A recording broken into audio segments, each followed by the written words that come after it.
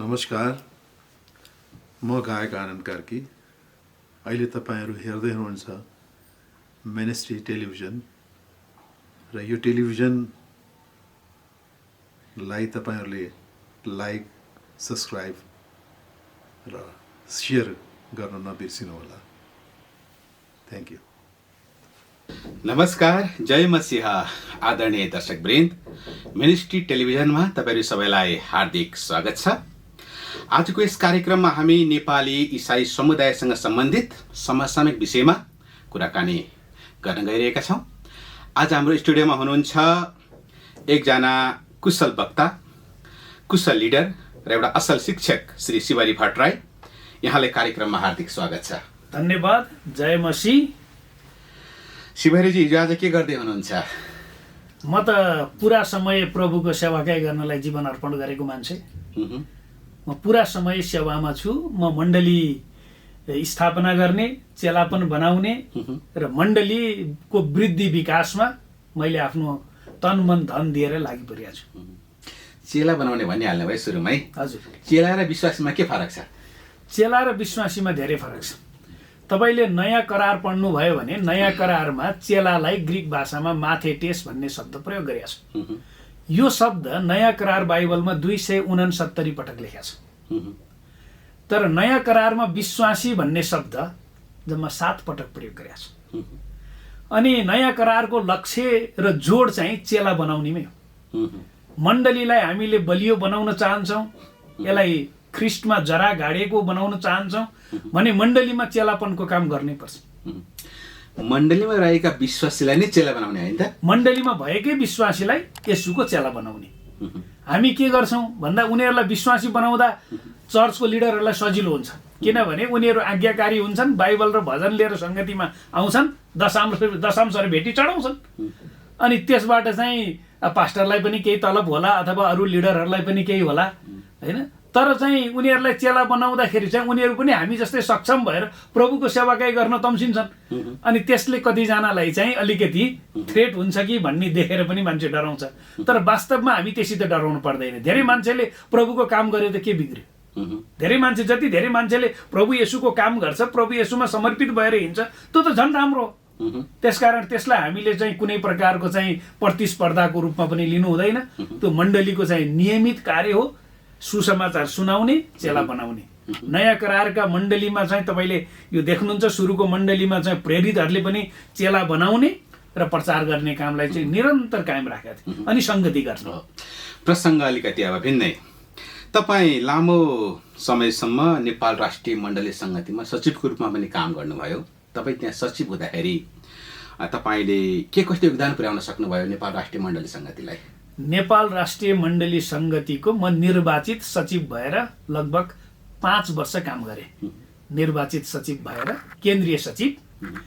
मैले एनसीएफएनलाई जुन उद्देश्यमा एनसीएफएन स्थापना गरिएको थियो, जुन प्रकारले मण्डलीहरूलाई सङ्गति दिएर मण्डलीहरूको बिचमा एउटा अभिभावकत्व पुरा गरेर मण्डलीले चाहिँ हामी टुरा छैनौँ, कोही पनि छैनौँ, हाम्रो पक्षमा चाहिँ प्रार्थना गर्ने, हामीलाई सहायता गर्ने, उत्साह दिने एउटा छाता सङ्गठन छ भन्ने प्रकारले चाहिँ उनीहरूले बुझ्ने किसिमले काम गर्नको लागि म दिलो ज्यानले लागेँ। मैले एनसीएफएनको लागि मैले सके जति कोसिस गरेँ। एनसीएफएनको बुटोलमा कसैले दान दिएको जग्गा छ एनसीएफएनको नाममा, त्यो जग्गा धेरै समयदेखि धेरै मान्छेले कब्जा गरेर राखिराखेका थिए। मैले सबभन्दा मुख्य तपाईँलाई मैले बताउन सक्ने गरी मैले गरेको काम चाहिँ मैले त्यहाँ एउटा भवन बनाइदिएर अहिले एनसीएफएनलाई त्यहाँ लगभग मैले 9-10 वटा सटर बनाएको छु। अनि त्यो सटरबाट चाहिँ एनसीएफएनलाई चाहिँ नियमित अहिले आम्दानी भइराखेको छ। अरू बाँकी जग्गा पनि त्यहाँ व्यवस्थापन गर्न बाँकी छ। त्यो एउटा चाहिँ देखिने गरी काम गरे भने नदेखिने गरी एनसीएफएनले चाहिँ राष्ट्रव्यापी रूपमा 1200 जोडीहरूको चाहिँ हामीले सम्मेलन गऱ्यौँ। लगभग 2500 मान्छेहरू, 1200 जोडी भूकम्पको लगत्तै 6 महिनापछि हामीले यो कार्यक्रम गऱ्यौँ। यो कार्यक्रममा ठुलो धनराशि खर्च भयो। तर यसबाट हामीले के गर्यौँ भन्दा एउटा चाहिँ परमेश्वरको वचनबाट त्यो भूकम्पबाट तर्सिएका, निराशित भएका है मान्छेहरू एकदमै डर र त्रासमा जिराखेका थिए, ती मान्छेहरूलाई चाहिँ हामीले प्रोत्साहन गर्ने, उत्साहित बनाउने काम गऱ्यौँ। जुन बेलामा चाहिँ नाकाबन्दी थियो, हाकार थियो, पेट्रोल डिजलको हाकार थियो, त्यस्तो बेलामा पनि हामीले 2400 मान्छे उतारेर काठमाडौँमा 5 दिनको एउटा भव्य र सफल कार्यक्रम गर्न सक्यौँ र त्यसबाट पनि धेरै मण्डलीहरूले आशिष पाए। अनि हाम्रै कार्यकालको कुरा गर्नुहुन्छ भने हामीले 100वटा भन्दा बढी नयाँ मण्डली भवन बनायौँ तपाईहरुको कार्यकालमा। हामी कार्यकालमा आउनुभन्दा अगाडि एनसीएफएन मार्फत जम्मा 20-25 वटा चर्च भवन बनेको थियो। हाम्रो कार्यकालभित्र हामीले 100वटा भन्दा बढी मण्डली भवन बनायौँ। त्यो पनि एउटा रिमार्केबल काम हो। शिवहरीजी, अहिले त धमाधम अब पदाधिकारीहरू एनसीएफमा जो हुनुहुन्छ अब त राजनीतितिर लाग्नु भएको छ नि। अब त राजनीति पार्टी खोल्नतिर, राजनीतितिर के छ तपाईँको मान्यता, तपाईँको विचार के? मेरो विचार यो विषयमा तपाईँले सोध्नु भयो, मैले स्पष्ट भन्छु। यदि तपाईँको बोलावट राजनीति मार्फत यो देशको सेवा गर्ने हो भने तपाईँ प्रभु येशूको चेला भएर पनि राजनीति गर्न सक्नुहुन्छ।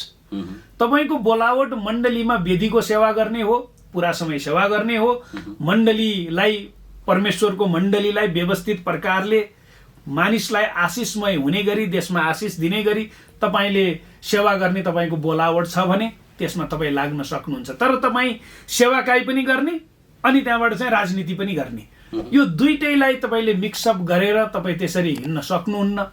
त्यो गर्नु भनेको चाहिँ ठुलो बेइमानी हो। अनि त्यस्तो प्रकारले कसैले गर्न खोज्छ भने त्यो डरलाग्दो कुरा हो। अब भन्नुभयो एनसीएफएनका पदाधिकारीहरूले राजीनामा दिएर राजनीतिमा लागेका छन्, त्यो ठिक कुरा हो, किनभने उनीहरूले पदाधिकारीमा निर्वाचित त भए तर उनीहरूको चाहिँ चर्चको सेवा गर्ने चाहिँ भिजन रहेनछ, दर्शन रहेनछ। त्यही भएर राजीनामा दिएर चाहिँ राजनीतिमा जाँदैछ। तर अब ती व्यक्ति फेरि चर्चको सेवामा, फेरि चर्चको सेवा गर्ने दर्शन पाएँ भनेर फेरि त्यहाँबाट फर्कनु भनेको फेरि चाहिँ त्यो चाहिँ अलिकति यो गोलम टोल भन्छ नि, अलि अल्मलाउने किसिमको कुरा हो। त्यसकारण त्यस्तो प्रकारको कुरा चाहिँ यो डबल स्ट्यान्डर्ड, दोहोरो शैली चाहिँ चल्दैन। त्यस्तो प्रकारले हामी हिँड्न पनि हुँदैन। हाम्रो स्पष्ट व्यक्तिगत विचार राखिदिनुहोस् है, म बुझ्न चाहन्छु। हजुर, एकजना इसाई लिडरले राजनीति जो लाग्नु भएको छ राजनीतिमा, उनीहरूले चाहिँ अहिले पार्टी सञ्चालन गरेका छन्, पार्टी खोलेका छन्, तर इसाईहरूको टाउको गनेर राजनीति गर्न थालेका छन्। यिनीहरूले भोट देलान् र हामी जिताउँला, सभासद होला भन्ने कुरा के हो, जायज हो? कस्तो लाग्छ तपाईँलाई? एउटा कुरा हामीले बुझ्नु पर्यो भने क्रिस्चियनहरूको टाउको गनेर मैले क्रिस्चियन पार्टी खोलेर चुनाव गरेर जित्छु भन्ने प्रकारले तपाईँ अगाडि बढ्दै हुनुहुन्छ भने तपाईँ मण्डलीको अगाडि देखा पर्न पर्यो। तपाईँ जिन्दगीमा कहिले पनि मण्डलीलाई कुनै कुरामा साथ सहयोग गर्नुहुन्न। अनि चुनाव आउने बेलामा मात्रै तपाईँलाई मण्डलीको भोट चाहिन्छ भन्ने प्रकारले प्रस्तुत हुनुभयो भने मण्डली चाहिँ सायद तपाईँलाई भोट नदिन सक्छ। अनि पास्टरले आफ्नो विश्वासीहरूलाई चाहिँ फलानु मान्छेलाई भोट हाल भनेर रुलिङ गर्न पनि मिल्दैन। पास्टरले असल मान्छे छान भनेर प्रार्थना गर्न उत्प्रेरणा दिन सक्छन्, प्रेरित गर्न सक्छन्। तर पास्टरले चाहिँ फलानै चुनाव चिन्हमा भोट हाल भनेर पास्टरले चर्चको पुलपिटबाट रुलिङ गर्न मिल्दैन। त्यसकारण चाहिँ तपाईँले क्रिस्चियनहरूको भोट पाउने हो भने क्रिस्चियनहरूको हक अधिकारको लागि पास्टरहरूले सताइएका छन्, कोही जेल गइराखेका छन्, कसैलाई झुटा मुद्दा लगाएर फसाइँदैछ, मण्डली भवनमा आक्रमण गरिँदैछ, क्रिस्चियनहरूलाई चाहिँ समाजबाट तपाईँको बहिष्कृत गरिँदैछ। यो मुद्दा तपाईँले उठाउनुहुन्न, यो मुद्दामा तपाईँ केही पनि बोल्नुहुन्न। चुनाव आउने बेलामा चाहिँ मलाई भोट देऊ भनेर तपाईँ अनि त्यहाँबाट भोट दिएन भने क्रिस्चियनलाई गाली गरेर तपाईँ त्यस्तो प्रकारको घटिया राजनीति गर्नुहुन्छ भने तपाईँलाई मण्डलीले साथ दिँदैन। त्यो राम्रो भएन। मण्डलीले कसरी साथ दिने? किनभने मण्डलीको पक्षमा त तपाईँले काम गर्नु पर्यो नि त। मण्डली त सबैको हो नि त, परमेश्वरको मण्डली हो। मण्डली त कसैको यो पेवा पनि होइन, दाइजो पनि होइन, कसैले आफ्नो प्राइभेट कम्पनीको बिजनेसको रूपमा सञ्चालन गरेको कुरा पनि होइन। यसमा त स्पष्ट धारणा लिएर अगाडि बढ्नु पर्यो। शिवहरीजी, कुरामा कुरा निकालिहाल्नु भयो। जुन प्रकारले मण्डलीलाई अहिले बाह्य आक्रमणहरू भइरहेको छ र त्यत्तिकै आन्तरिक द्वन्द्वहरू पनि छ हामीसँग, किन होला यस्तो, किन भइरहेछ, यसलाई कसरी समाधान गर्न सकिएला? या दुईटा कुरा तपाईँले उठाउनु भयो। एउटा आन्तरिक द्वन्द्व मण्डलीभित्र, एउटा चाहिँ बाहिरबाट मण्डलीलाई आक्रमण गर्ने कुरा। यो दुईटै नहुनु पर्थ्यो। अब यो भयो। अब यसलाई हामीले कसरी यसलाई सन्तुलित गर्ने त, कसरी यसलाई ह्यान्डल गर्ने त? अब मण्डलीभित्रको द्वन्द्व हामीले रिकन्सिलिएसन, प्रभु येशू ख्रिस्टसँग पनि त हाम्रो द्वन्द्व थियो नि त। हामी त पापमा फसेका मान्छे हौ नि त है। प्रेरित पावलले भन्नुहुन्छ संसारको सबभन्दा ठुलो पापीको कुरा गर्ने हो भने म हो, मलाई त माफ गर्नुभयो है। एउटा त मण्डलीले मिलापको चाहिँ सन्देश लानुपर्छ, मण्डलीभित्र मिलाप हुनु पर्यो। हामीलाई मिलाप नगराउने कुरा के छ? हामी सानोतिनो कुरामा विभाजित हुन्छौँ के, फलानो क्रिस्चियनले चाहिँ ल ऊ कासक लगाएर चाहिँ नि प्रार्थना गरे। कासक भनेको यो पादरीले लगाउने लुगा हुन्छ नि, क्रुस बनाएको सेतो होइन। कसैले भन्छन् ओहो फलानोले त क्रुस बोकेर हिँड्यो, लट्ठीको क्रुस, अनि त्यहाँबाट प्रार्थना गर्ने बेलामा क्रुस यसो गर्यो है। अनि त्यहाँबाट हामी भन्छौँ ओहो फलानो पास्टरले जिनको प्यान्ट लायो है, ओहो फलानोको चर्चमा गएको प्रार्थना गर्दा त्यहाँका महिलाले त कपालै ढाक्दा रहेनछन् है। यो सानो सानो कुरामा विवाद गरेर मण्डली कहिले पनि अगाडि बढ्दैन। यो तपाईँको विवेकको कुरा हो। टोपी लाएर प्रार्थना गर्ने कि टोपी निकालेर प्रार्थना गर्ने मेरो विवेकको कुरा हो। मैले त्यसमा तपाईँलाई रुलिङ गर्न सक्दिनँ। तपाईँले परमेश्वरको वचन राम्रोसँग बुझ्नु भएको छ है, परमेश्वरको वचनमा तपाईँ चाहिँ घड्नु भएको छ भन्ने तपाईँको विवेक बोल्छ, म बोल्नु पर्दैन। तर हामीले यस्ता साना साना कुरालाई, कसैले मलाई जयमसी गरेन भनेर एउटा मण्डली छोडेर अर्को मण्डलीमा जाने मान्छे पनि यहाँ छन् है। यो कुरालाई हामीले ठिकसित मण्डलीमा शिक्षा दिन सकेनौँ, सन्तुलित गर्न सकेनौँ भने आन्तरिक द्वन्द बढ्छ। त्यसकारण यसलाई आन्तरिक द्वन्द्वलाई घटाउने ठिक शिक्षा चाहियो। अनि बाह्य द्वन्द्वको लागि हामी एकता भएर सामना गर्न पर्यो है। एनसिएफको चर्चले आक्रमण गरेछ हामी किन जाने भनेर प्रेस्बिटेरियनले भन्न भएन, मेथोडिस्टले भन्न भएन। अथवा मेथोडिस्टको चर्चमा आक्रमण भयो, एनसिएफ र अब अन्य मण्डली समुदाय सम्प्रदाय चाहिँ त्यहाँ आक्रमण गरेछ हामी किन चुप लाएर बस्ने? त्यो पनि गर्न भएन, किनभने तपाईँलाई आक्रमण गर्ने पार्टीले भोलि अर्कोलाई पनि गर्न सक्छ। अब त्यो नजरअन्दाज गर्न भएन कि।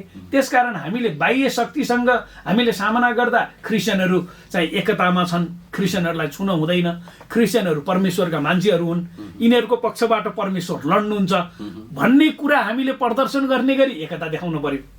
हाम्रो आन्तरिक हाम्रो जुन चाहिँ तपाईँको द्वन्द्व छ त्यसमा हामीले वचनको शिक्षाबाट चाहिँ मान्छेलाई सुसूचित गर्न सकियो भने चाहिँ त्यस्ता सामान्य कुराहरू चाहिँ हटेर जान्छन्, मण्डली एकतामा हुन्छ अनि देशमा चाहिँ समृद्धि र विकास। शिवहरिजी, तपाईँ एउटा युवा अगुवा हुनुभएको कारणले गर्दाखेरि पनि एउटा अर्को तपाईँलाई म प्रश्न सोध्न चाहन्छु।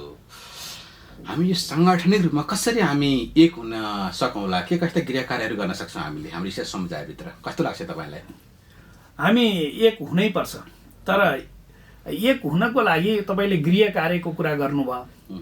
गृह कार्य कस्तो हो भने त्याग्नुपर्छ, त्याग चाहियो, त्याग र बलिदान चाहियो। त्याग र बलिदान बिना तपाईँले एकताको कल्पना गर्न सक्नुहुन्न है। तपाईँले लगभग 1940 टाका होला, अब एक्ज्याक्ट डेट मैले अहिले तपाईँलाई भन्न सकिनँ, जस दोस्रो विश्वयुद्धपछि भारतमा तपाईँको लगभग 7वटा ठुला सम्प्रदायहरू तपाईँको एकतामा आएर सिएसआई भन्ने चर्च बने। CSI, church of South India, church of North India, CNI र सिएसआई। त्यो चाहिँ प्रेस्बिटेरियन, मेथोडिस्ट, अनि त्यहाँबाट ब्याप्टिस्ट है, अरू विभिन्न सम्प्रदाय छन्। 7वटा सम्प्रदाय चाहिँ जोइन्टली यिनीहरू आए र एउटा चाहिँ church of South India, church of North India भनेर गरे। त्यहाँ धेरैजनाले आफ्नो पद छोडेका छन्, धेरैजनाले आफ्नो मण्डली भवन त्यसमा सहर्ष रूपमा हस्तान्तरण गरेका छन्, कतिले सहकार्य गरे होलान् है। हामीले त के सोच्छौँ भने यो मैले बनाएको चर्च यो जिन्दगीभरि मेरो हो, यहाँ कोही छिर्न हुन्न भन्ने प्रकारको हामीले एकदमै साँगुरो सोचाइ लिएर बसेका छौँ कि। मैले त बारम्बार भन्दै आएको छु, हाम्रो चर्चको मान्छेलाई पनि भनेको छु, मैले चर्चको सम्पत्ति त मेरो नाममा केही पनि किन्दिनँ। चर्चको सम्पत्ति चर्चकै नाममा किन्नुपर्छ। हामीले 7 आना जग्गा किनेर चर्च बनाएको छौँ, त्यो पनि चर्चकै नाममा छ है। व्यक्तिको नाममा भएको सम्पत्तिमा मैले किन पैसा हालेर चाहिँ त्यसलाई विकास गर्ने है? मैले मण्डलीको नाममा भएको सम्पत्तिमा पो मैले योगदान गर्दाखेरि चाहिँ सबैले फाइदा पाउँछन्। त्यस्तो प्रकारले मैले सबै मण्डली त्यो प्रकारले खुलेर बलिदान गरेर अगाडि बढ्न तयार भए भने चाहिँ एकताको चाहिँ स्टार्टिङ पोइन्ट त्यहाँबाट हुन्छ कि सुरुवात। हामी के गर्छौँ, एकता गर्न नपाउँदै हामीले पदको बाँडफाँड गर्छौँ, कुर्सीको बाँडफाँड गर्छौँ है, अनि त्यहाँबाट चाहिँ हामीले एकता गर्नै सक्दैनौँ। त्यसकारण एकता अपरिहार्य छ। तर हामीले कस्तो एकता खोज्छौँ भन्दाखेरि चाहिँ नि, जस्तै मानिलिनुहोस् तपाईँलाई मोमो खान मनपर्छ, मलाई मोमो खान मन पर्दैन है। मलाई मानिलिनुहोस् मलाई चिकन चिल्ली खान मनपर्छ। अब यसले मोमो खायो, उसले चिकन चिल्ली खायो, अब एकता भएन भन्ने होइन। खाने कुरामा जसलाई जे मन लाग्छ उसले खान सक्छ। तर हामीले सहकार्य गर्ने भनेको परमेश्वरको राज्यलाई केन्द्रीकरण गरेर हो कि। हामी त राज्यको काम गर्छौँ नि त, परमेश्वरको राज्यको काम गर्छौँ नि त। त्यो राज्यको काममा हामीले कसरी सहकार्य गर्न सक्छौँ, मैले के दिन सक्छु लिने होइन कि। हामी त पहिला लिने कुरा गर्छौँ कि हामीले दिनु पर्यो। मैले के दिन सक्छु त राज्य चाहिँ यो परमेश्वरको राज्य विस्तार गर्नको लागि।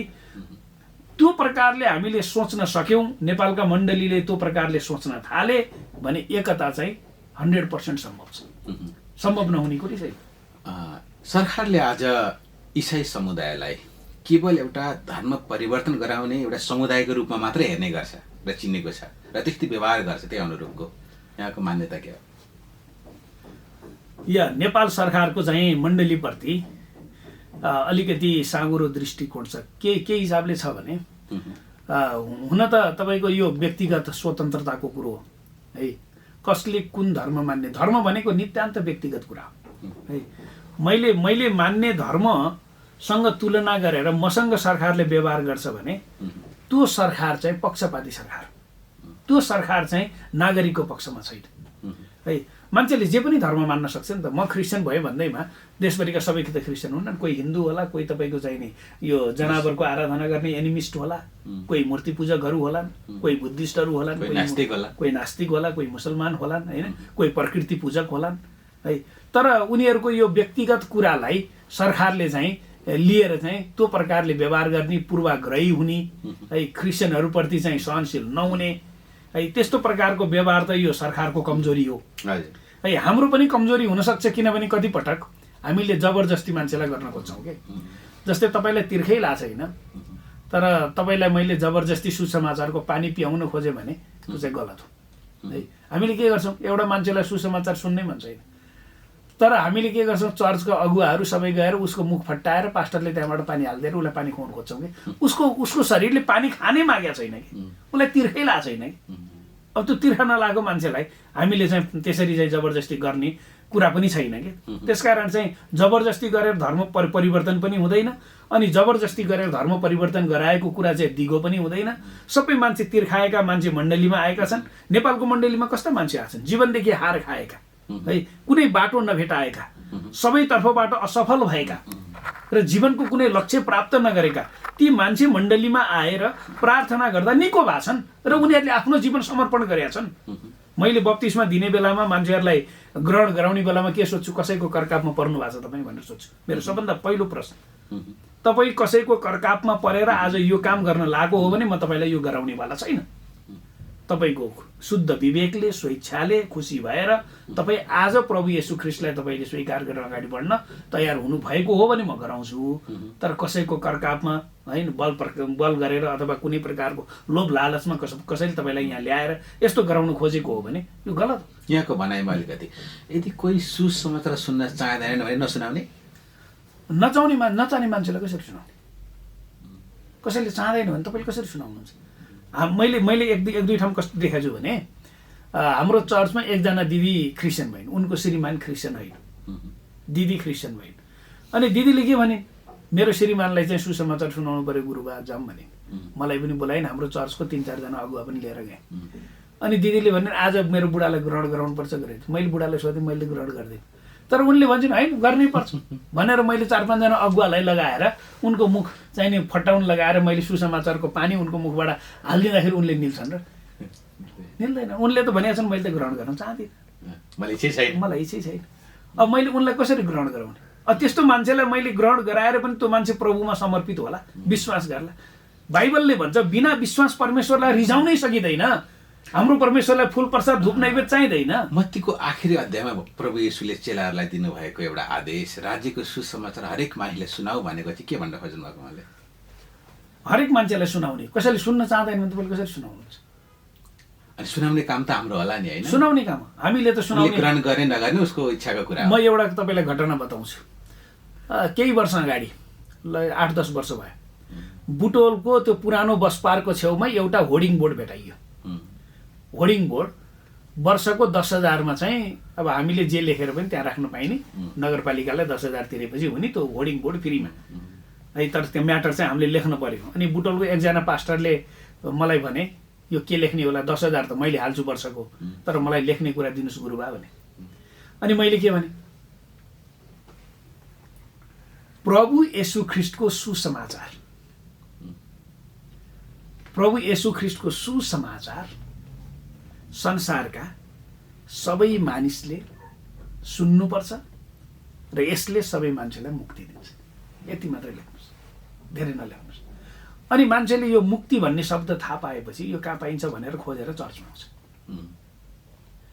अथवा मैले अर्को विकल्प के दिएँ, येशू ख्रीष्टको नाउँमा संसारका सबै मान्छेलाई अनन्त जीवन छ। तपाईँले जुन दुईटामा जुन लेखे पनि हुन्छ, संसारका सबै मानिसलाई प्रभु येशू ख्रीष्टको नाउँमा अनन्त जीवन छ।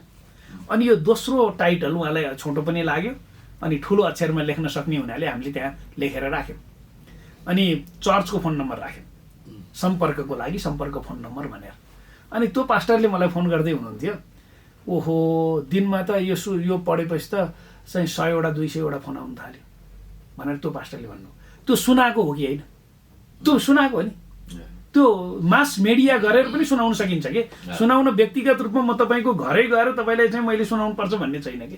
तपाईँले रेडियोबाट सुनाइरहनु भएको छ, कसैले होर्डिङ बोर्डबाट सुनाइरहेछ, कसैले पर्चा वितरण गरेर सुनाइरहेछ, कसैले गवाई दिएर सुनाइरहेछ, कसैको जीवन देखेर मान्छेले सुनिराखेको छ, कोही आफै मण्डली यहाँ छ ओहो मण्डलीमा त जानुपर्छ भनेर मण्डलीमा आएर सुनिराखेको छ। सुनाउने विभिन्न प्रकारका माध्यम छन्, तर हाम्रो देशको लागि चाहिँ सबभन्दा बेस्ट र सरकारले हामीलाई अनुमति दिएको माध्यम के हो, त्यो माध्यमलाई प्रयोग गरेर मण्डली अगाडि बढ्नुपर्छ। मैले सुनाउन हुन्न भनेको होइन, तर प्रभु येशू ख्रीष्टको नाउँमा संसारका सबै मानिसलाई अनन्त जीवन छ भन्ने सन्देश चाहिँ सुसमाचार हो। यो चाहिँ सबै मान्छेले सुन्नुपर्छ। तर यो सुसमाचार सुनेर विश्वास गर्ने र नगर्ने त तिनीहरूको कुरा हो नि त। स्वेच्छामा छोडिदिने। तर मान्छेलाई यो अनन्त जीवनले आकर्षण गर्छ। शिवहरी सर, अहिले हाम्रो समुदायभित्र हजुर अब राजनीतिक तडक भडक चाहिँ जुन पहिलाको भन्दा अलिकति निकै दरै देखिएको छ। पार्टी पनि विभिन्न दर्ता भइरहेका छन्, पार्टीमा आउनुहोस् भनेर बोलाउने कुराहरू पनि जारी छ पास्टर अगुवाहरूलाई, विश्वासीहरूलाई। तपाईँको विचारमा के यो असल छ? यसले के कस्तो परिणाम ल्याउँछ भोलि, राम्रो या नराम्रो? तपाईँ एउटा युथ लिडर भएको कारणले गर्दा म सोध्दैछु तपाईँलाई। अब यसको अलिकति पृष्ठभूमि हेरौँ। यसको पृष्ठभूमि के छ भने, जब नेपालमा सुसमाचार आयो, मान्छेहरूलाई यस्तो प्रकारले सुसूचित गरियो, यस्तो प्रकारले शिक्षा दियो कि तिमीले टेलिभिजन हेर्नुहुन्न, तिमीले पत्र पत्रिका पढ्नुहुन्न, तिमीले सरकारी जागिर खानुहुन्न, तिमी पुलिस र आर्मीमा पनि प्रवेश गर्नुहुन्न, तिमी येशूमा विश्वास गरेपछि तिम्रो काम जिन्दगीभरि चर्चमा बस्ने, परमेश्वरको आराधना गर्ने, भजन गाउने है, एकदम आत्मिक भएर जिउने, संसारको बाहिरको संसारसँगको एट्याचमेन्टबाट अलग हुने। तर हरेक 10 वर्षमा नेपाली मण्डलीमा चाहिँ तपाईँको उथलपुथल हुँदै आयो, परिवर्तन आउन थाल्यो। अनि यो राजनीति गर्ने कुरा चाहिँ तपाईँको त्यति अनुमति दिएको थिएन। तर आज तपाईँले भने जस्तै आज पार्टी खोल्ने है, राजीनामा दिएर चाहिँ तपाईँको पार्टी हाँक्नको लागि जाने है, विभिन्न प्रकारको अहिले तछाड र मछाड देखिया छ। धेरै मान्छेहरू चाहिँ राजनीति गर्ने भनेर लागेका छन्। अहिले यसको चाहिँ फ्याक्टर एउटा छ, मुख्य फ्याक्टर के छ भने, अब यो अप्रमाणित न्युज हो है, पुष्ट समाचार त होइन। अपुष्ट समाचार भए पनि अब यो कतैबाट लिक भयो अथवा सत्य प्रकारले लिक भयो अथवा असत्य प्रकारले लिक भयो, त्यो अहिले मैले भन्न सक्दिनँ। तर नेपालमा 19% क्रिस्चियन छन् भनेर आयो, 19% क्रिस्चियन है। लगभग 2 करोड 92 लाख मान्छे भएको ठाउँमा 19% क्रिस्चियन भनेको 55 लाख क्रिस्चियन हो। 55 लाख क्रिस्चियन यो देशमा छन् भने, र बालिक मताधिकार 50% मात्रै छन् भने, भोट हाल्न सक्ने अधिकार पाएका 50% मात्रै छन् भने पनि क्रिस्चियनहरूको भोट 28 देखि 30 लाख आउने भयो। 28 देखि 30 लाख भोट आउने भनेको त तेस्रो ठुलो पार्टी हो। नेपाली काङ्ग्रेस बराबर, नेपाली काङ्ग्रेसको त्यहाँ 30 लाख, अनि एमाले र माओवादी मिलेर लड्दाखेरि त्यहाँ 30,92,000, अनि 30 लाख क्रिस्चियनको आउँछ भने त क्रिस्चियनहरूको सहारा नलिकन त यो देशमा कुनै पार्टीले सरकार चलाउन सक्दैन। त्यसको लागि यो तछाड मछाड, यो अपुष्ट समाचार हो। त्यसकारण चाहिँ यदि यो समाचार पुष्ट भयो भने अझै बढी पार्टी खोल्न सक्छन्। तर यी पार्टी खोल्नेहरूलाई मैले के भन्न चाहन्छु भने, तपाईँहरूले पार्टी खोल्नुहुन्छ यो नराम्रो कुरा होइन, तर तपाईँहरू रिस र रागमा पनि नआउनुहोस् है, द्वेषमा पनि नआउनुहोस् है, मण्डलीलाई गाली पनि नगर्नुहोस्। मण्डली हाँक्ने पास्टरहरूले कुनै समयमा कुनै गल्ती गरे होलान्, अहिले प्रायश्चित गरेर प्रभुको सेवा गरिराखेका छन्, तिनीहरूलाई पनि गाली नगर्नुहोस्।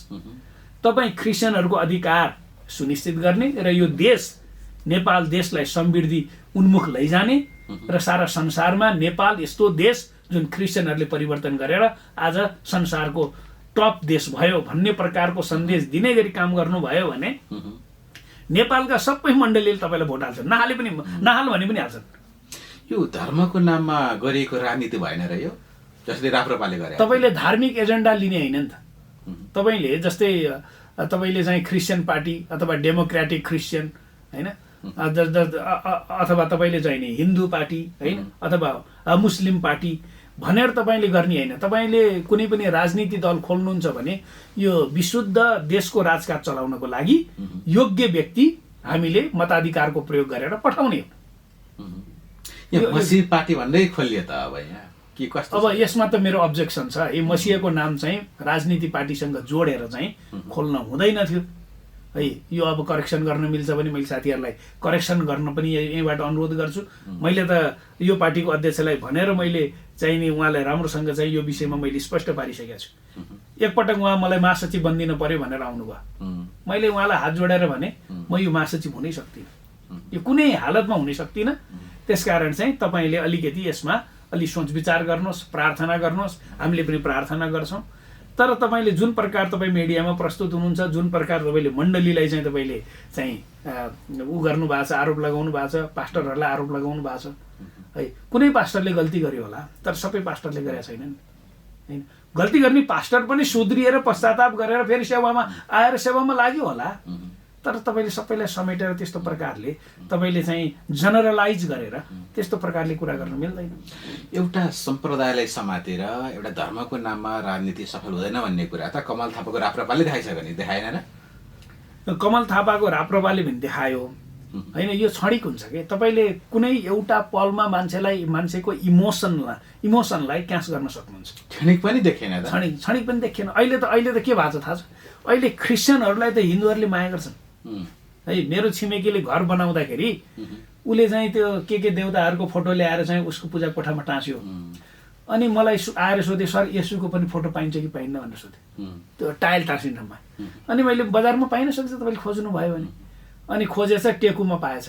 अनि ल्याएर मैले यसुलाई पनि राखिदिएँ मेरो पूजा कोठामा। भने मान्छे त्यति ओपन भएको छ कि अहिले, मान्छे यति ओपन भएको छ कि क्रिस्चियनहरूलाई समाजमा कुनै समस्या छैन कि।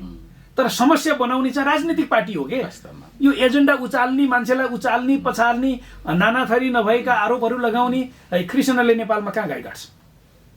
होइन, काट्दैन। गाई काट्ने भए अरू कुनै सम्प्रदायले काट्ला, तर क्रिस्चियनहरूले कुनै हालतमा काट्दैन, कुनै हालतमा काट्दैन है। अनि क्रिस्चियनहरूले कसैलाई पैसा दिएर क्रिस्चियन पनि बनाउँदैन है। मैले मेरो जीवनकालमा लगभग तपाईँको 500 जना भन्दा बढी मान्छेलाई बप्तिस्मा दिएँ।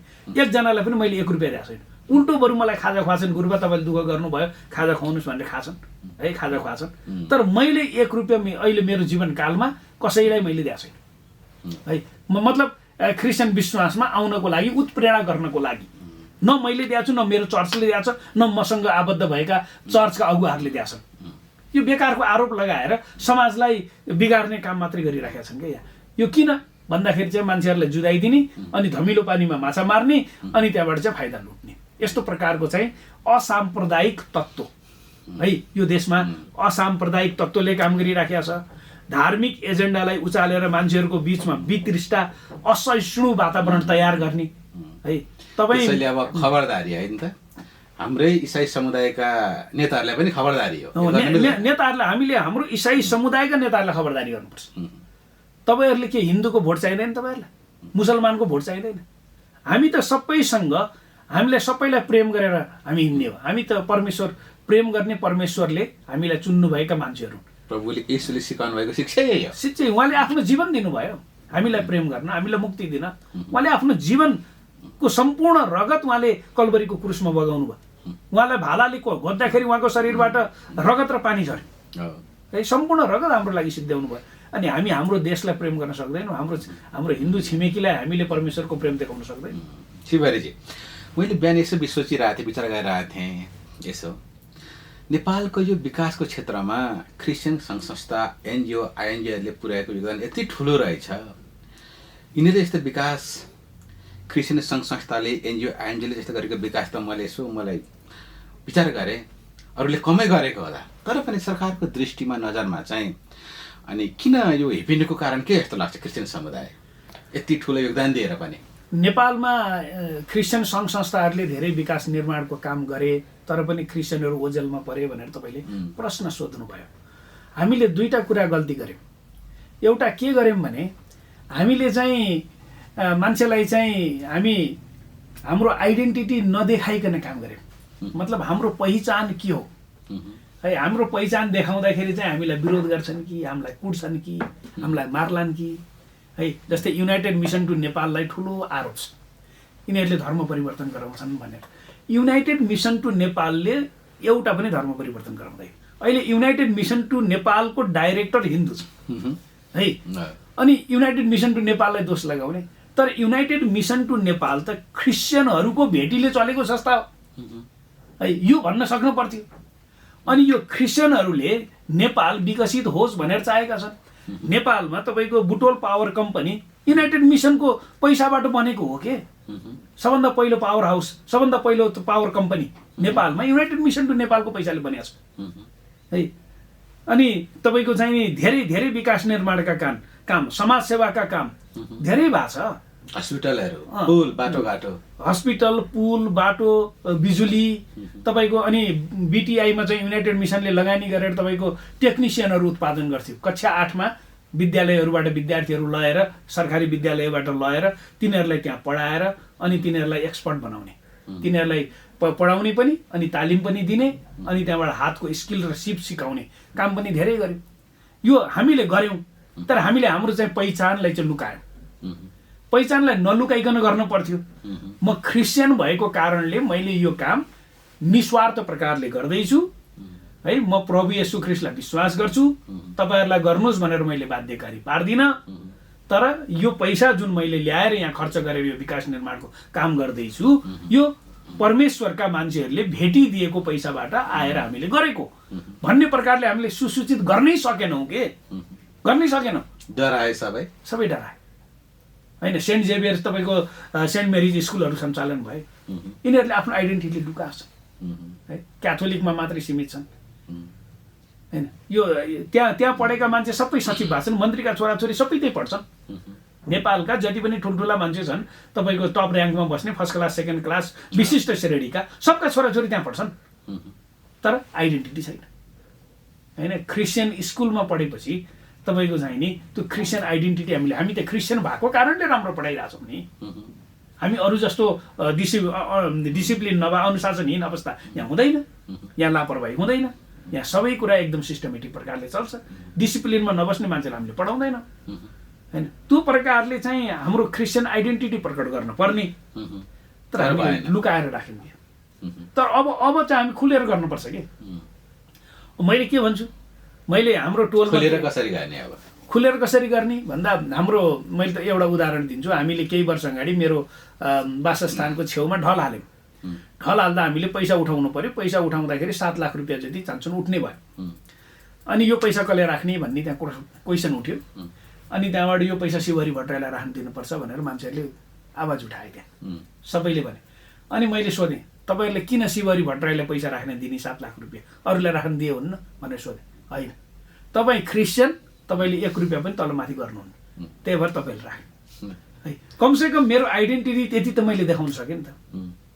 त्यसकारण हामीले चाहे समाज सेवाको काम गरौँ, चाहे समाजसँग मिलेर कुनै काम गरौँ, हामी समाजमा एक्सपोज हुनुपर्छ कि। हामी समाजबाट भाग्ने कुरा गर्न हुन्न कि। म क्रिस्चियन भएँ, मेरो हिन्दू छिमेकीसँग बोल्नै हुँदैन। म क्रिस्चियन भएँ, मेरो हिन्दू छिमेकीलाई मैले सहायता गर्नै हुँदैन, मैले क्रिस्चियनलाई मात्र गर्नुपर्छ है। त्यो प्रकारको एकल काटे हिन्दूहरूलाई तपाईँको शैतान देख्ने त्यो प्रकारको हाम्रो सोचाइलाई पनि बदल्नुपर्छ है। त्यो प्रकारको सोचाइलाई हामी बदलेर हाम्रो एउटा हिन्दू छिमेकीलाई प्रभुको प्रेम प्रकट गर्न सक्यौँ भने चाहिँ धेरै कुरा हामीले परिवर्तन गर्न सक्छौँ कि।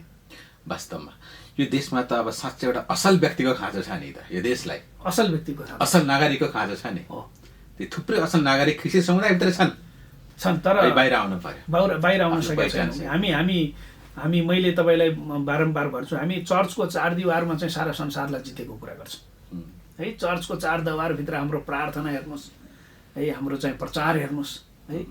तर त्यो चर्चको दिवारबाट हामी बाहिर निस्किएपछि हाम्रो नेतृत्व क्षमता कहाँ गयो है। हामीले गरेको विश्वास हामीले कसरी प्रकट गर्न सकेका छौँ, है हामीले केही नयाँ काम चर्चमा गर्न खोज्यौँ भने हामी क्रिस्चियनको बच्चालाई मात्रै गर्छौँ है। मैले केही समय अगाडि तपाईँको यो जाडो महिनाको लुगा बाँड्ने भनेर अलिकति मसँग फन्ड थियो, अनि मैले 360जना बच्चालाई चाहिँ ट्राउजर यो तलको पनि माथिको पनि त्यो चाहिँ तपाईँको थर्मल सेट भन्छ, त्यो थर्मल सेट किनेर दिने निर्णय गरेँ। अनि त्यहाँबाट मैले बाँड्न भने मैले त्यस्तै 12-15जना पास्टरलाई चाहिँ 20-25-30वटा पिसले तपाईँ ती लगाएर गाउँमा बाँड्नुहोस्, अनि यो क्रिस्चियनको बच्चालाई नबाँड्नुहोस्, यो चाहिँ गाउँको गरिबहरूको पनि गरिबको बच्चालाई बाँड्नुहोस्। तिनीहरूले लाउनु पाएको छैन, तिनीहरूलाई प्रेम देखाउने हाम्रो कर्तव्य हो, क्रिस्चियनको बच्चालाई चाहिँ नदिनुहोस् भने। अनि किन नदिने सर? क्रिस्चियनलाई त माया गर्नुपर्ने होइन हो, क्रिस्चियनलाई माया गर्ने हो, तर बढ्ता माया हामीले क्रिस्चियनभन्दा अरूलाई गर्ने हो। त्यही भएर अरूको बच्चालाई दिनुहोस्, अनि चर्चले चाहिँ ओहो यस्तो माया गर्दो रहेछ भन्छ, अनि तपाईँप्रति चाहिँ उनीहरूले तपाईँप्रति बनाएको धारणा पनि परिवर्तन हुन्छ है। हामी के गर्छौँ? प्रभु येशूले पनि त्यही भन्नुभएको छ, तिमीहरूलाई प्रेम गर्नेलाई प्रेम गर्यो भने तिमीहरूलाई के फाइदा भयो होइन? तिमीहरूलाई खाना दिनेलाई खाना दियो भने के फाइदा भयो? जसले खाना पाएको छैन त्यसलाई देऊ न, जसले लाउनु पाएको छैन त्यसलाई देऊ न, तँ पो तिमीले राम्रो काम गर्यो भनेर प्रभु येशू ख्रिस्टले पनि भन्नुभएको छ। शिवजी, अहिले एक प्रकारका ख्रिस्ट विरोधीहरू थुप्रै बाहिर संसारमा विभिन्न युट्युब च्यानलहरूमा, फेसबुकतिर, विभिन्न सामाजिक सञ्जालमा देख्ने गरिन्छ र हाम्रा कति जवान भाइ बहिनीहरू, कति पास्टर अगुवाहरू नै त्यसको प्रतिक्रिया दिनुमै व्यस्त छन् होइन? उनीहरूले क्रिस्चियनको विरोध गर्ने बित्तिकै त्यसमै आफ्नो समय बिताउँछन् प्रतिक्रिया दिएर। के जायज छ? यो तपाईँले ठिक प्रश्न सोध्नुभयो। तपाईँलाई भुक्ने कुकुरलाई तपाईँले ढुङ्गाले हान्न थाल्नुभयो भने तपाईँ हिँड्न सक्नुहुन्न। तपाईँ बाटोमा हिँड्दाखेरि तपाईँलाई कुकुरले भुकिराखेको छ र फर्केर तपाईँले हरेक कुकुरलाई ढुङ्गाले हान्न थाल्नुभयो भने त तपाईँ गन्तव्यमा पुग्नुहुन्न नि। कुकुर भुकिरहन्छ, तपाईँ हिँडिरहने, झन् टोक्न आउँछ। त्यस कारण चाहिँ त्यसलाई इग्नोर गर्ने हो कि भुक्नेलाई भुक्न दिनुहोस्, एक दिन मुख थाक्छ अनि भुक्न छोड्छ होइन। हामी को भन्ने कुराको पहिचान उसले देख्छ होइन। जहिले पनि मान्छेले फलेको रुखलाई ढुङ्गाले हान्छ क्या। फलेको रुख, तपाईँको रुखमा चाहिँ टन्न आँप फल्या छ भने मान्छेले बाटो हिँड्ने मान्छेले पनि एउटा ढुङ्गा टिपेर चाहिँ आँप झार्नु पऱ्यो भने हानिहाल्छ कि है। फलेको रुखमा चाहिँ मान्छेले ढुङ्गाले हान्छ, नफलेकोमा त हान्दैन।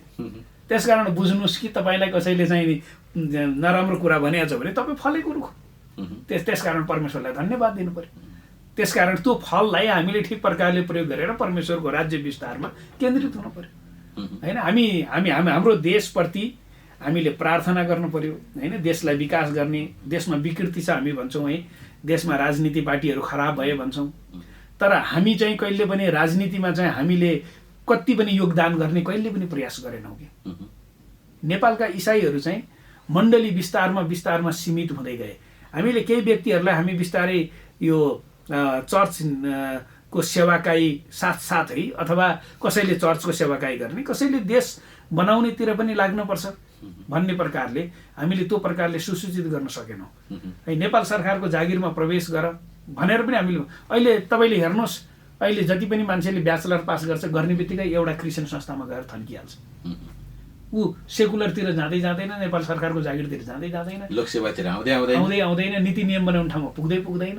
अनि हाम्रो मान्छे कोही पनि छैनन्, जहिले पनि हामीलाई खेदो गर्ने मात्र छ। अनि हामीले केही कुरा गर्न चाहेर पनि हामीलाई राज्यले गर्नलाई सजिलो वातावरण बनाइदिएको छैन। तपाईँले लोकसेवाको फारममा तपाईँ क्रिस्चियन भनेर लेख्नुहोस्, तपाईँलाई चाहिँ एकदम तपाईँलाई नजरअन्दाज गरेर हेरिन्छ है। अहिले अनलाइन छ, सबै फारम अनलाइनमा बुझाउँदा पनि तपाईँको यस्तो प्रकारको व्यवहार गरिन्छ भने तपाईँले चाहिँ नि हार्डवेयर तपाईँको चाहिँ नि हार्ड कपीमा भरेर पठाउनु भयो भने कस्तो हुन्छ? त्यसकारण चाहिँ क्रिस्चियनहरूलाई चाहिँ एक प्रकारको चाहिँ पक्षपातपूर्ण व्यवहार राज्यले गरिराखेको छ कि। तर हामीलाई कसैले क्रिटिसाइज गर्यो होइन, फेसबुकमा अथवा सोसियल मिडियामा हाम्रो विरुद्धमा केही लेख्यो भन्ने कुरा होइन कि। लेख्ने मान्छेले नबुझेर लेख्यो होला। तपाईँको हिन्दीमा एउटा भनाइ छ, अल्प ज्ञानम भयङ्करम, भनेको लिटिल नलेज इज डेन्जरस। थोरै ज्ञान खतरनाक हुन्छ कि। हामीले समष्टिगत कुरा नबुझिकन हामी बोल्न पनि हुँदैन होइन। हामीले यथार्थ कुरो ठिकसित बुझ्नु पर्यो, अनि बोल्दाखेरि चाहिँ अनि त्यसको चाहिँ कुनै अर्थ दिन्छ कि। अनि तपाईँ एउटा पत्रकारितामा पनि केही वर्ष अगाडि सक्रिय हुनुहुन्थ्यो। केही वर्ष अगाडि इसाई पत्रकारिताले कसरी हेर्नु भएको छ यहाँले? पत्रकारिता त बेस्ट पेसा हो। इसाई पत्रकारिता जुन अहिले भइरहेको छ नेपालमा, म बताउँछु। मलाई पनि त्यो कुरा चाहिँ कन्भिन्स भएर म प्रेस इन्स्टिच्युटमा पढेँ, थापाथलीमा। कपिल काफले चाहिँ त्यसको संयोजक हुनुहुन्थ्यो। अनि यो देशका चाहिँ टप पत्रकारहरूले पढाउँथे। सुरेश आचार्यले पनि पढाउनुहुन्थ्यो, उहाँ चाहिँ यहाँ बालकोटमा बस्नुहुन्छ। अनि टप पत्रकारहरूले पढाउँथे। धर्मेन्द्र झाले पनि मलाई पढाएको हो, जो एपीको चाहिँ अहिले डाइरेक्टर छन् है। अनि पढियो, अनि जाँच लेखियो, जाँचमा म टप भएँ। टप हुनेलाई कान्तिपुरले चाहिँ प्राइज दिने भनेको थियो, मैले कान्तिपुरको प्राइज पनि जितेँ, प्रेस इन्स्टिच्युटको टप पत्रकारिताको प्राइज पनि जितेँ। अनि काठमाडौँ पोस्टमा चाहिँ मैले केही समय चाहिँ तपाईँको इन्टर्न पनि गरेँ। प्रतीक प्रधान चाहिँ त्यो बेलामा चिफ एडिटर हुनुहुन्थ्यो द काठमाडौँ पोस्टको।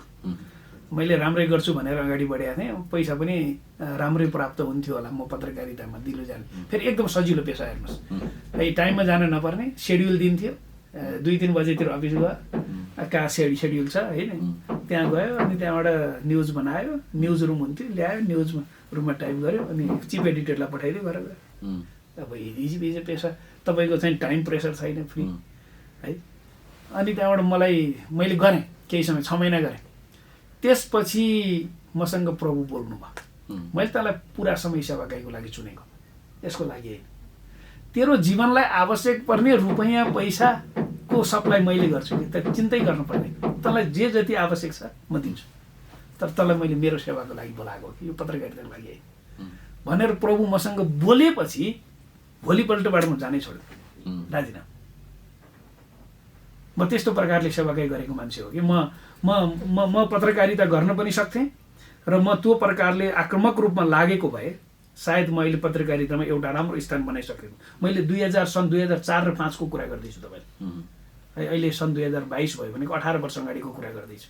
18 वर्षसम्म मैले निरन्तर पत्रकारिता गरेको भए, त्यो पनि अङ्ग्रेजी माध्यमबाट गरेको भए, मेरो अहिले हाइट यो देशमा कहाँ पुग्थ्यो है। तर मैले चाहिँ प्रभुको सेवालाई मैले सबभन्दा टप प्रायोरिटी राखेँ। प्रेरित पावलले के भन्नुहुन्छ, अग्रिपास राजाको अगाडि खडा भएर, हे राजा अग्रिपास, म मेरो स्वर्गीय दर्शनप्रति अनाज्ञाकारी भइन, अनाज्ञाकारी नभएको कारण आज म तिम्रो अदालतमा खडा हुँदैछु। यदि अनाज्ञाकारी भएको भए तिमीसँग म हात मिलाएर हिँड्न सक्ने अवस्थामा हुन्थेँ है। प्रभुको सेवा गर्दाखेरि कठिनाइहरू छन्, अनेक छन्। पत्रकारिता गर्ने मेरो भाइहरूलाई मैले सलाम गर्न चाहन्छु, तर उहाँहरूले चाहिँ यो समष्टिगत रूपमा मण्डलीको विकृतिलाई पनि अब सोसियल मिडियामा भन्दा पनि विशेष गरिकन चाहिँ मण्डलीसँग सम्बन्धित निकायहरूका अब व्यवस्थित प्रकारले सबुत प्रमाणसहित कसैलाई आरोप नलाउने गरी, पब्लिकलाई सुसूचित गर्ने गरी, विश्वासीहरूलाई सुसूचित गर्ने गरी यदि त्यस्तो प्रकारले न्युज दिन सक्नुभयो र राष्ट्रिय न्युजमा पनि योगदान गर्न सक्नुभयो भने चाहिँ हामीले चाहिँ एउटा ठुलो परिवर्तन गर्न सक्छौँ। किनभने पत्रकारिताबाटै हो मण्डली वृद्धि हुने होइन। हामीले पावल एङ्गिचो भनेर चाहिँ कोरियाको एकजना पास्टरको विषयमा हामीले पढ्छौँ। उहाँको चर्चमा चाहिँ 7 लाखदेखि 9 लाखसँग सदस्य छन् भनेर। त्यो मण्डली चाहिँ त्यहाँसम्म पुग्नुमा पत्रकारिताको ठुलो देन छ। उहाँले यति पत्र पत्रिका प्रकाशित गर्नुहुन्थ्यो कि, यति प्रकाशित गर्नुहुन्थ्यो कि त्यसको कारणले त्यो पढेर मान्छे प्रभावित भएर मण्डलीमा आउँथ्यो कि, त्यति प्रभावशाली थियो कि। त्यसकारण पत्रकार साथीहरूको चाहिँ यो देशमा ठुलो योगदान हुनसक्छ। किनभने क्रिस्चियनहरू पत्रकार औँलामा गर्न सकिने मात्रै छन्, त्यसमा पनि तपाईँको चाहिँ नि अझै राम्रो दखल राख्ने पत्रकार त एकदम थोरै मात्रै छ। कतिले पत्रकारिताको लागि आफ्नो जीवनै दिएछन् होइन, जे जस्तो अवस्था भए पनि बलिदानपूर्ण प्रकारले काम गरिराखेका छन् है। उहाँहरूप्रति म एकदमै धन्यवादी छु। तर यतिले मात्र पुग्दैन। यो देशलाई जित्न क्रिस्चियन पत्रकारहरूको पनि ठुलो भूमिका देख्छु मैले। क्रिस्चियनहरू राजनीतिमा निस्वार्थ प्रकारले आएर देशको सेवामा समर्पित भएर लाग्ने कुरा पनि एकदमै महत्त्वपूर्ण छ। अनि जसले जस्तो प्रकारको बोलावट पाएको छ, आफ्नो बोलावटमा आज्ञाकारी भएर जिएर सेवा गर्ने कुरा चाहिँ महत्त्वपूर्ण छ। तर हामी झिना मसिना कुरा, सानातिना कुरामा हामी आफै विभाजित हुन्छौँ है, एउटाले अर्कालाई बदनाम गर्छौँ है। अनि त्यहाँबाट हामी एकदमै तुच्छ प्रकारको कुरा गरेर समय व्यतीत गर्छौँ। परमेश्वरको राज्यको कामको लागि, हामीले परमेश्वरको राज्य विस्तार गर्नको लागि हामीले धेरै समय खर्च गरेकै छैनौँ कि। यो अहिले नेपालको मण्डली वृद्धि भएको नि हामीले धेरै मेहनत गरेर, धेरै लगानी गरेर भागे है। म तपाईँलाई यो एउटा कुरा भन्छु, नेपालको एउटा मण्डली छ जसको दशांश भेटी मात्रै 1 वर्षमा 5 करोड उठ्छ। नेपालमा एउटा मण्डली छ, दशांश भेटी मात्रै 5 करोड उठ्छ। त्यो चर्चको पास्टरलाई मैले सोधेको थिएँ, उहाँले मलाई भन्नुभएको थियो तपाईँले वर्षमा सुसमाचारको लागि कति खर्च गर्नुहुन्छ? त्यही 20-22 लाख होला भन्नुभयो है। 5 करोडको 20-22 लाख भनेको कति? 4-5%। है तपाईँ 4-5% मात्रै सुसमाचारमा प्रचार गर्नुहुन्छ अनि मण्डली वृद्धि भयो भनेर ताली बजाउनुहुन्छ। तपाईँले 50% सुसमाचार प्रचारमा तपाईँले खर्च गर्नुहोस् न, कहाँ पुग्छ मण्डली? तर हामी चाहिँ कतिजनाले मण्डलीलाई चाहिँ आफ्नो स्वार्थको भाँडो बनाछन्। अब यो भन्नुपर्दा चाहिँ मलाई दुःख लाग्छ, तर मैले कसैलाई आरोप लगाउन खोजेको होइन, तर भइरहेको देखेको कुरा म बोलेको। भविष्यका दिनहरूमा तपाईँको मण्डलीप्रतिको दर्शन योजना के छ शिवारीजी? मेरो भविष्यका दिनहरूमा मण्डलीप्रतिको मेरो दर्शन र योजना के छ भने, मैले चेला बनाउने कुरामा म कहिले थाक्दिनँ, मण्डली स्थापना गर्ने कुरामा पनि म कहिले थाक्दिनँ, र मण्डलीमा व्यवस्थित प्रकारले पवित्र धर्मशास्त्र बाइबलबाट पक्षपात नगरिकन दिने शिक्षा, यो 3टा कुरामा म समर्पित छु। अब मेरो लाइफमा है, म आज तपाईँको अगाडि उभिने समयमा 52 वर्षको भएँ, मेरो बुवा 82 वर्षमा बित्नु भयो। अब मेरो बुवाको लाइफ स्प्यानको कुरा गर्नुहुन्छ भने अब 30 वर्ष मात्रै मेरो अगाडि जीवन बाँकी छ।